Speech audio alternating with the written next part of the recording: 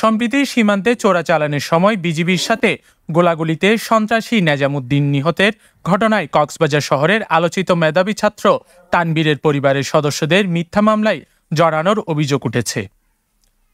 তানবীরের পরিবারের দাবি, নিহত নেজামুদ্দিন ও তার পরিবারের সদস্যরা তানবীরকে হত্যা করেছিল। এই ঘটনায় নেজাম সহ তার পরিবারের অনেকে আসামি।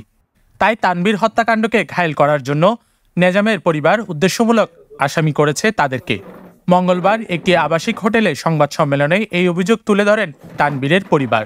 2018 সালে আমার ভাই সংবাদ সম্মেলনে তানবীরের ভাইয়েরা জানান, 2018 সালের 29 জুন মেধাবী ছাত্র তানবীরকে দিন দুপুরে নির্মমভাবে ছুরিকাঘাত করে হত্যা করে নেজাম ও তার পরিবারের সদস্যরা। সেই মামলা বর্তমানে চলমান। তানবীর হত্যা মামলা থেকে বাঁচতে গত 3 জুন বিজিবির সাথে গোলাগুলিতে মৃত্যু হওয়া ডাকাত নেজামুদ্দিনের মামলাতে জড়ানোর চেষ্টা করছে নেজামুদ্দিনের পরিবার। তার পিতা আবুল বশরও তানবীর হত্যার অন্যতম আসামি। সংবাদ সম্মেলনে তানবীরের পরিবার দাবি করেন, নেজাম বাহিনীর হাত থেকে আপন 3 ভাইকে বাঁচাতে গেলে তানবীরকে নির্মমভাবে হত্যা করে নেজাম ও তার পরিবারের সদস্যরা। সেই মামলায় নেজামুদ্দিন দীর্ঘ 5 বছর কারাভোগ করেন। পরে কারাগার থেকে জামিনে বের হয়ে সীমান্ত উপজেলা নাইক্ষণচড়ি ও রামুগর্জনিয়ায় আরেক চিহ্নিত ডাকাত শাহিন ডাকাতের সাথে চোরা কারবারে জড়িয়ে পড়ে। সংবাদ সম্মেলনে তারা বলেন, পত্রিকার মাধ্যমে তারা জানতে পারেন ওই দিন বিজিবির মোটরসাইকেলেও অগ্নিসংযোগ করেছে ডাকাত নেজামুদ্দিন বাহিনী।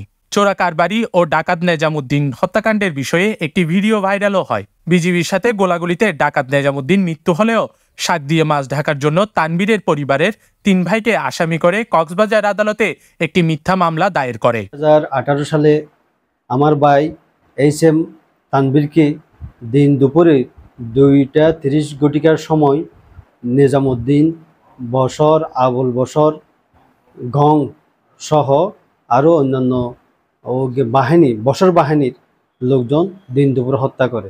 এই মামলায় যখন আমরা আদালতে বিচার চাচ্ছি, মামলা যখন বিচারের আওতায় চলে আসছে, এই সন্ত্রাসীরা আমাদেরকে অনেক জায়গায় আমাদেরকে হুমকি দামকি দিয়ে এই মামলা উঠাই ফেলতে হবে, নাহলে তোমার ভাইয়ের মতো তোমাদেরকেও আমরা হত্যা করব।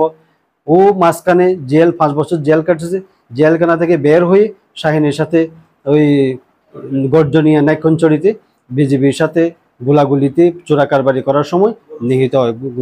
ওই মামলায় আমার ভাইয়ের মামলায় থেকে ওরা বাঁচার জন্য, আমাদেরকে ঘায়েল করার জন্য, আমাদের মামলাকে শাক দিয়ে মাছ ঢাকার জন্য আমাদেরকে এই মামলায়, আমরা 3 ভাইকে মামলায় আসামি করার জন্য একটা এফআইআর দায়ের করছে রামু সদর কোর্টে। এই মামলা থেকে আমরা ন্যায় বিচার চাচ্ছি। মেধাবী ছাত্র তানবীর হত্যাকাণ্ডের ন্যায় বিচারের পাশাপাশি নেজামের পরিবারের মিথ্যা ও হয়রানিমূলক মামলা থেকে বাঁচতে প্রধানমন্ত্রীর হস্তক্ষেপ কামনা করেন তারা। News desk, CCN.